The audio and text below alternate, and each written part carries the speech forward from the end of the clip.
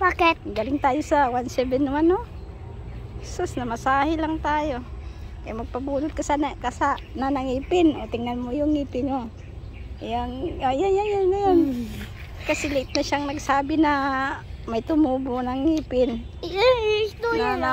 Natatanggal na pala yung ngipin niya. Dito nasisabi. Ngayon, may tumubo na. Pupunta sa center kay papabulit yung tinubuan. Tapos kay mama din. Ma. Isa lang yung doktor sa dami-daming pasyente, no?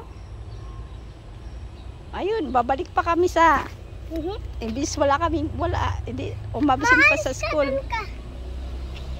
Kasi para magpabunot, yun pala. Pagbalik January 15. Ang layo. January 3 pa ngayon. 12 days pa. Absent ka na naman yan kasi papabunutan ka sa January 15. Absent na. Duyan na lang tayo. Dito na lang tayo sa bakanting lote. Papalamig. Ay, nako. Mahirap talaga pag public.